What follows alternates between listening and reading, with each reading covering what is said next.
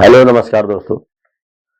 दोस्तों, आप लोग सोच भी नहीं सकते हैं कि कोई जो है जिस लड़की की शादी होने वाली हो और उसी की माँ जो है एक लड़के जिस लड़के से शादी हो रही है उसी से अफेयर कर ले और अफेयर करने के बाद शादी से 9 दिन बचे थे, उसी समय जब जो है हल्दी का रस्म हो रहा हो और तब वो उसको लेकर जो है फरार हो जाए और जो गहने और पैसे रखे हुए थे उसको लेकर भाग जाए लड़के के साथ।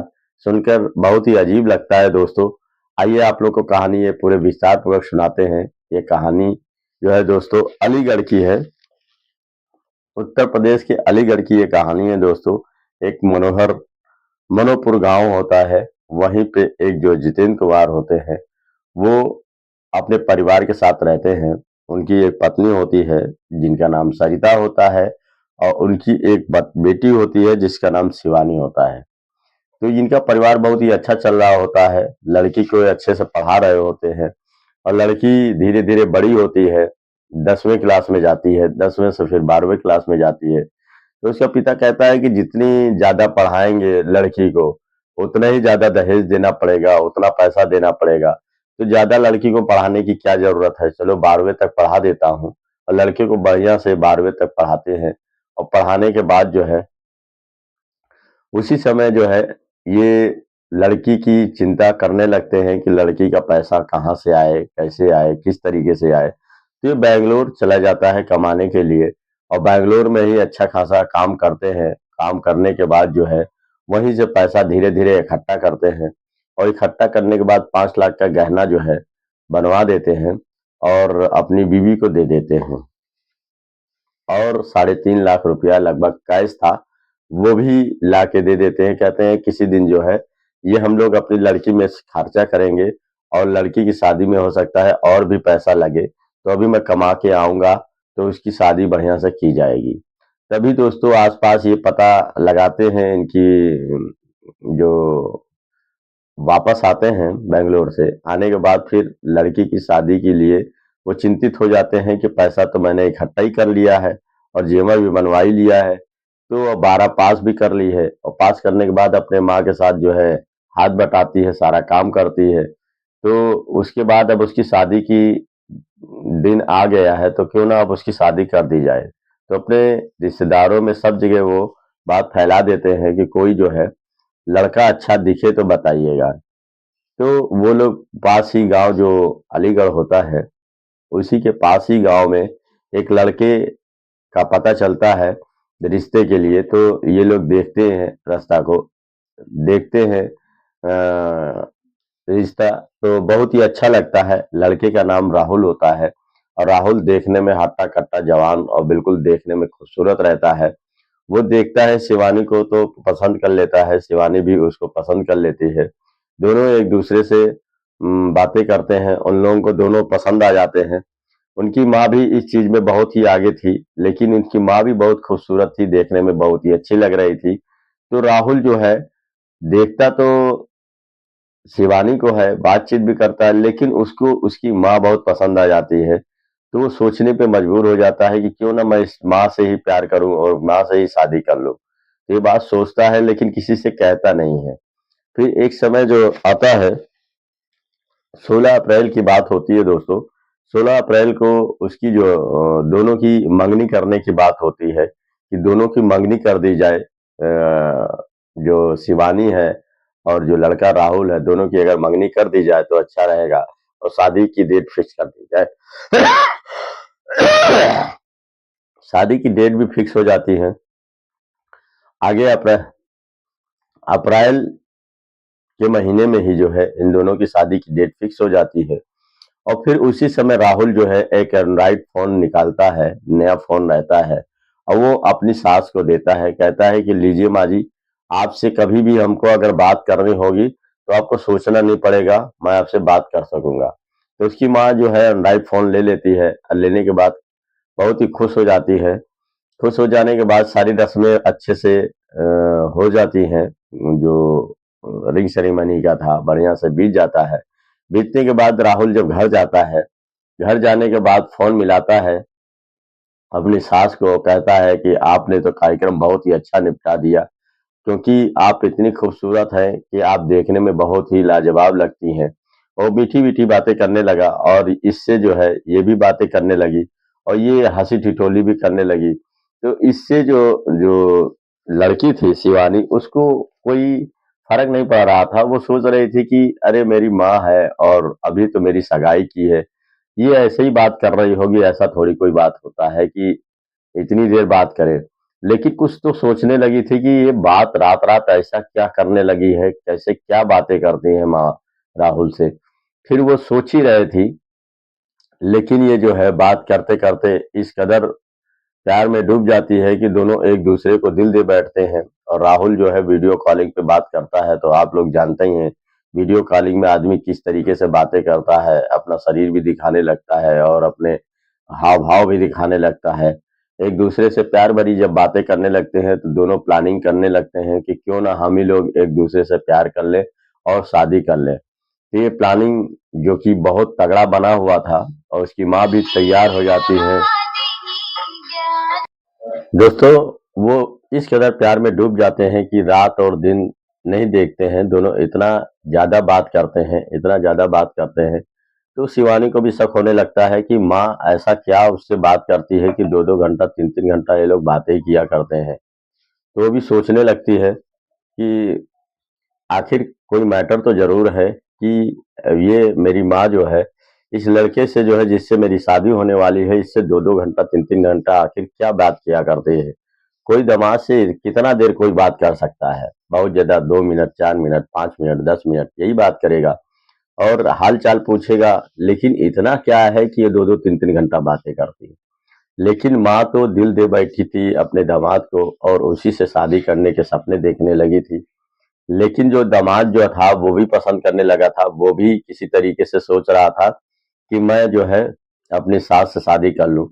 फिर वो क्या होता है कि शादी के 9 दिन बचे होते हैं, तो वहाँ से जो जितेंद्र होते हैं, बैंगलोर से छुट्टी लेकर चले आते हैं और आने के बाद हल्दी की रस्में चालू की जाती हैं और वो बहुत खुश होते हैं जितेंद्र कि लड़का मुझे बहुत ही अच्छा मिल गया है, सुशील है, देखने में बहुत ही अच्छा है। तो वो हल्दी की रस्में चालू कर देते हैं और हल्दी की रस्म हो ही रही थी।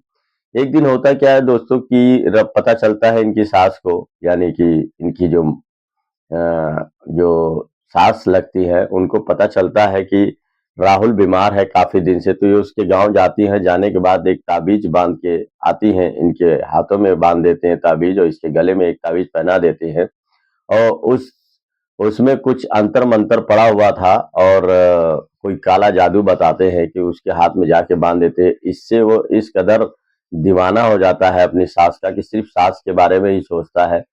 वो ठीक हो जाता है और फिर उसके बाद फिर वो किसी से लगाव नहीं रखता है, ज्यादातर सास से ही लगाव रखता है, सास से ही प्यार करता है और सास से ही बातें करता है। वो पूरी तरीके से सास पे ही फिदा हो जाता है। और इधर दोस्तों जब जो हल्दी की रस्में जब चालू हो जाती हैं और सारा कार्यक्रम होने लगता है, तभी शादी वाले दिन जो है, शादी के एक दिन पहले जो है, वो आता है और आने के बाद जो है पूरी पूरी प्रक्रिया बता देता है सास को कि हम लोग जो है बाजार चलते हैं और बाजार में जो है हम लोग चलेंगे और जो तुम्हारे पास पैसा गहना हो वो ले लेना, हम लोग यहाँ से रफू चक्कर हो जाएंगे। फिर दोस्तों होता क्या है कि वो जो गहना था उसे उठाती है, तो उसके बाद उससे जितेंद्र पूछते हैं कि अरे ये गहना उठा के तुम कहाँ लेके जा रहे हो?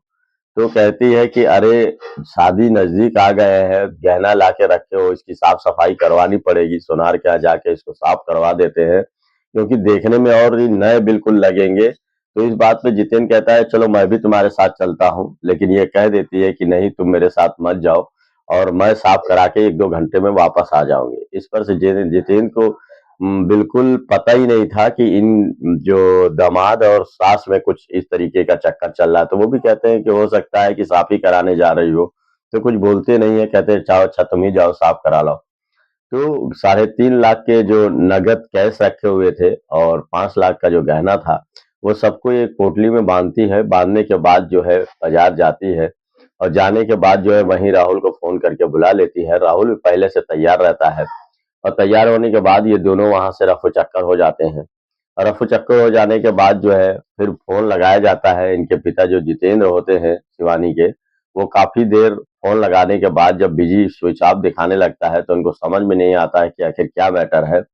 काफ़ी देर हो जाती है, शाम हो जाती है, शाम होने के बाद एक इनको घबराहट होने लगती है कि आखिर वो गई तो कहाँ गई? फिर वो फ़ोन करते हैं राहुल के घर पे, कहते हैं देखो तो राहुल की जो सास है वो नहीं मिल रही है, आखिर कहाँ गई है? तो उसके घर वाले भी बताते हैं कि राहुल तो यहाँ से सुबह का निकला हुआ है, उसका भी पता नहीं चल रहा है। तो इनको कुछ मन में कुछ डाउट होता है, कहीं ऐसा तो नहीं कि राहुल और मेरी बीवी जो है कहीं फरार हो गए हैं। तो वो क्या करते हैं कि जाते हैं, उनको भी शक हो जाता है और जाते हैं, वहाँ पे मड्रास थाना होता है, वहीं पे जाके रिपोर्ट लिखाते हैं और रिपोर्ट लिखाने के बाद बताते हैं कि मेरी बीवी जो है 3.5 लाख रुपया नगद, कैश और 5 लाख का गहना जो है हम अपनी लड़की के लिए जो बनवाए थे, उसे लेकर मेरे दामाद के साथ फरार हो गई है। उसकी जो है कल शादी होने वाली थी, सारी तैयारियां हो रही थी, बंदोबस्त तैयारियां शादी की कर रहे थे हम लोग।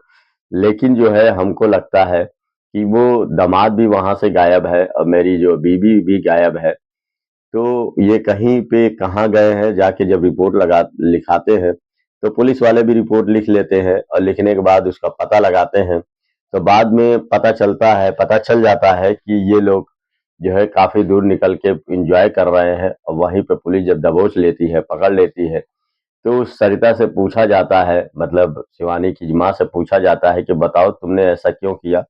तो वो तुरंत साफ इनकार कर देती है। वो कहती है कि देखो, मैं तो पैसा लेके आई हूँ और जो गहना है वो भी लेके आई हूँ।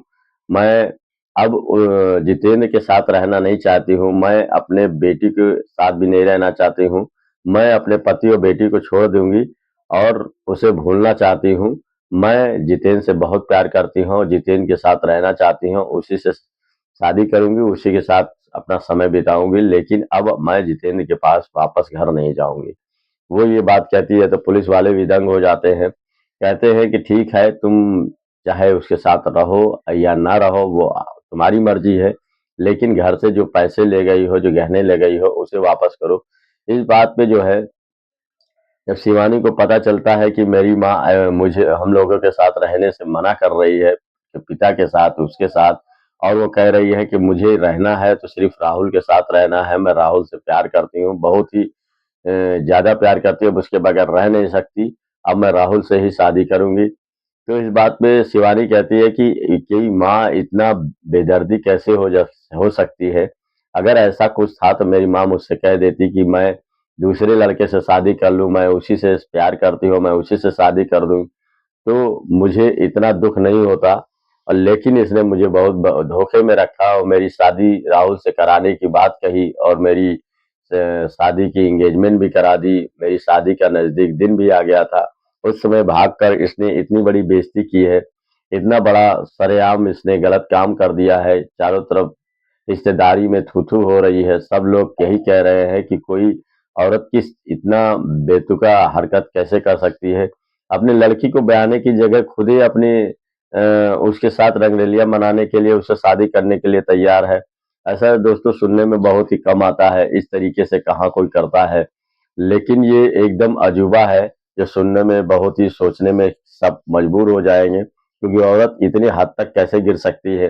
कोई अपनी माँ जो कि अपने बच्चे को पालती है, पोसती है और इतने उसको जो है अपने गले से लगाती है और उसके बारे में, उसका सुख-दुःख के बारे में सोचती है, लेकिन ये पहली इतनी माता कुमाता बन गई कि अपने ही बेटी का घर उजाड़ने के लिए जो है बताइए उसी लड़के के साथ अपना घर बस बसाने की सोचने लगी और वहीं से पैसा और नकदी लेके भाग गई। तो दोस्तों, ये कहानी यहीं पे समाप्त होती है। ये कहानी आप लोग को और आगे पता चलेगा कि पैसा वापस किया कि नहीं किया, लेकिन पुलिस वाले पकड़ लिए हैं तो वापस ही करा देंगे, क्योंकि जो है, लेकिन बड़ी अजीब घटना है जो हुई है। ये कहानी आप लोग को कैसी लगी? एक सत्य घटना पे आधारित है, जो कि अलीगढ़ में आजकल बहुत जोरों शोरों से हर लोगों के जबान पे ये कहानी है।